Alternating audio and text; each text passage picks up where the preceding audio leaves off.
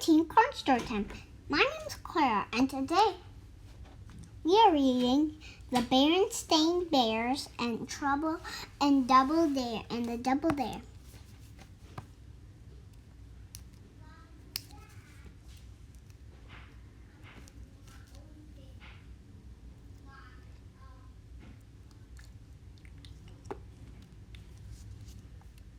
It was one of those days in bear country when everything was going so well, you just knew that any minute something was bound to go wrong. Papa Bear was off chopping wood in the forest. Mama Bear was putting in some tomato plants. Brother Bear was working on a tangled fishing line. And Sister Bear was running up the front path as upset as she could be. "Mama, Mama," she shouted. "What is it, sweetie?" asked Mama. They took. Sister was so angry she could hardly speak. "Calm down, dear," said Mama, "and tell us what happened." "Some big cubs at the playground took my jump rope and won't give it back," Sister said. Mama wanted to hear more, but Brother had heard quite enough.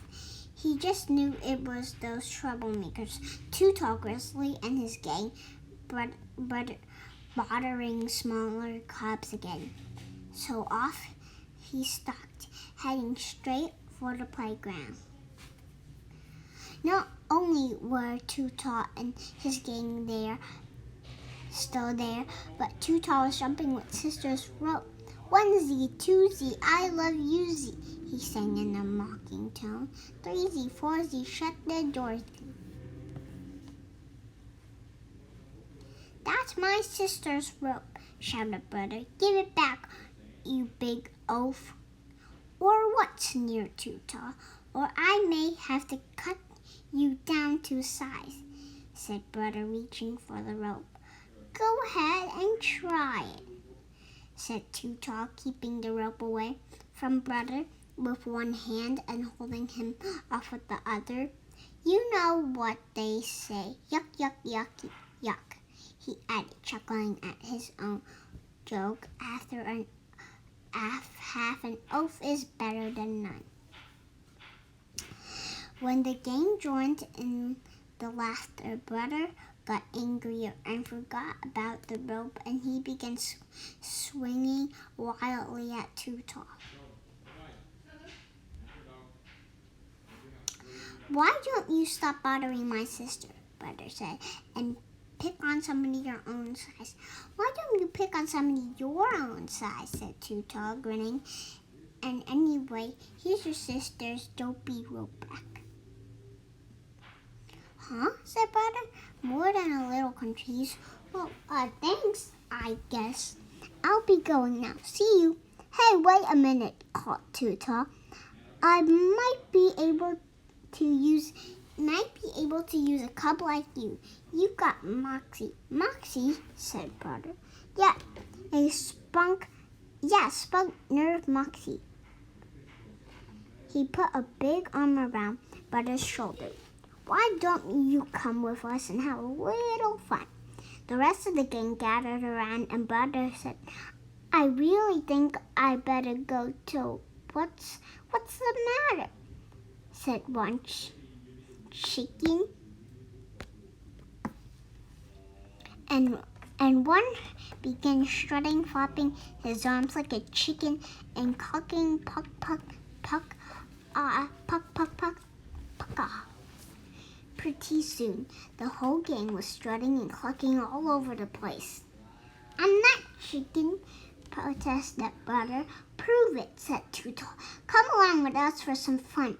Brother was a little nervous about joining the gang, but he certainly didn't want to think he was chicken. So when they scampered off into the woods, he followed. He got more and more nervous as he led him along the dangerous old quarry path, across the roaring creek, and past the spooky old tree. After a few more twists and turns, Too-Tall snaggled to stop. When Brother saw where they were, he was surprised and pleased. No trespassing, private property. Hey, he said, this is Farmer's Ben Watermelon Pat. Shh, hissed Too-Tall, clapping a hand over his mouth. You want to spoil our fun? It turned out Too-Tall had an idea of fun that was running off one of Farmer Ben's watermelons.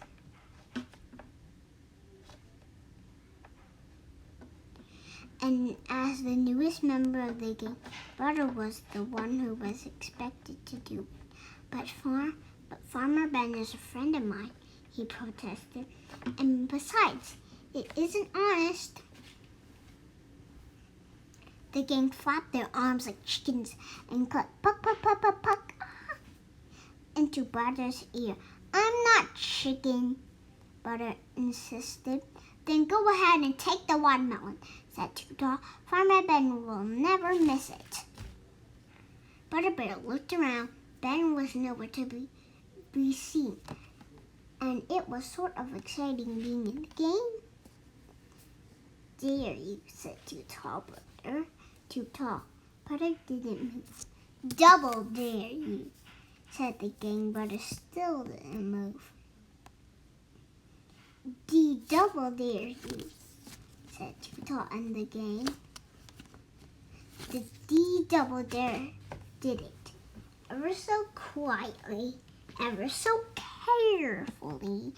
Brother Bear crept into the tall grass through the fence and past a no trespassing private property sign and picked out the biggest, fattest, greenest watermelon in the patch, and he broke off the stem, picked it up, and gotcha, you thieving varmint! Shouted a voice. Too-Tall and his gang ran away, leaving Brother Bear holding the watermelon.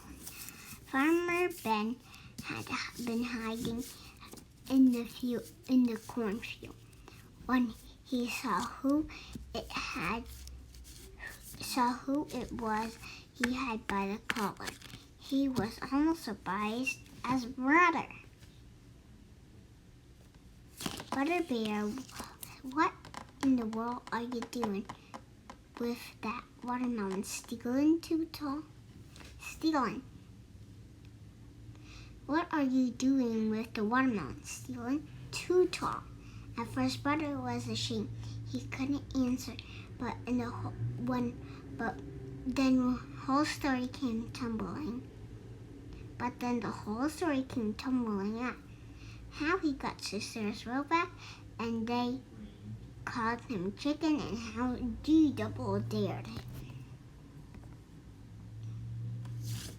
Well, said Ben as he walked through his chicken yard, chickens aren't very bright, but they're smart to do something stupid just because someone calls them chicken. I guess so, admitted Brother. Just ahead was the meadow where Ben's sheep were grazing.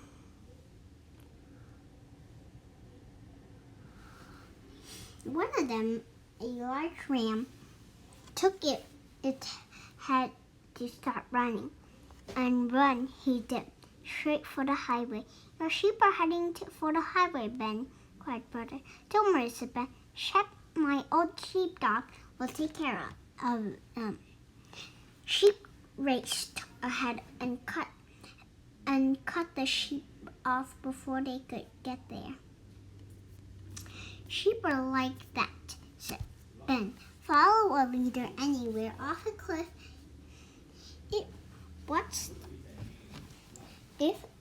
If that's what the leader decides. And some folks are like that too, following a leader wherever he goes, across a highway, over a cliff, to the edge of the watermelon patch. He looked at Brother. Brother knew exactly what he was talking about. And speaking of watermelon, how about we have a nice juicy slice with me? Could we? Asked Brother. Sure, said then cutting a big center slice in half.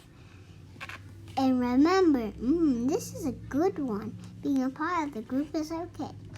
And maybe even having a leader. But you always have to think for yourself, especially about important things like what's right and what's wrong.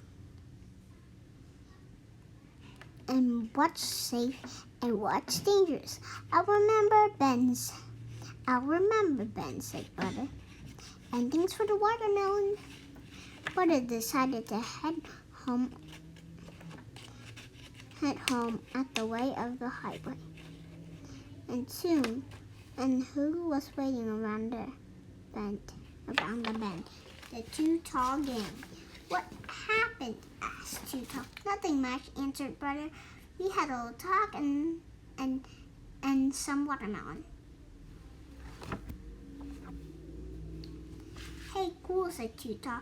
Well, come on, we're gonna go to Wild Burns and have a little more fun.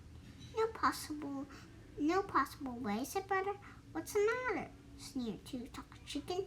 Pug, chuckled the gang. Ba, bunch of sheep, answered Butter. Why don't you try thinking for yourself for a change? Pug, they shouted. Ba, bunch of sheep. Butter shouted back. But the cubs' shouting was interrupted by another noise. Sounded something crashing through the woods. He looked a lot like Too Tall, much bigger. It was Too Tall's papa, Too Tall Grizzly.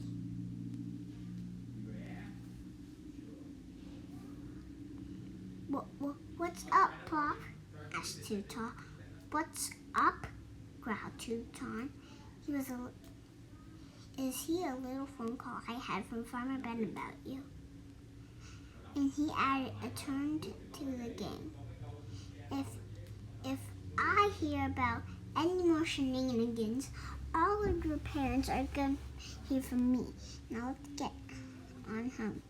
The gang got more as fast as their legs could carry.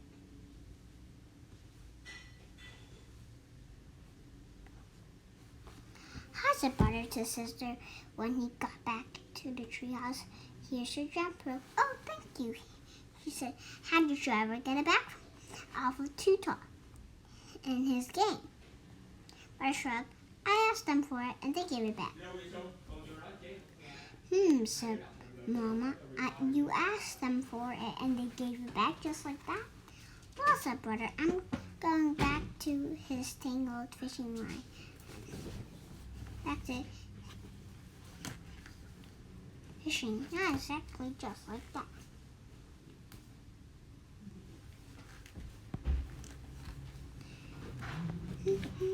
Thank you for reading with me. Bye.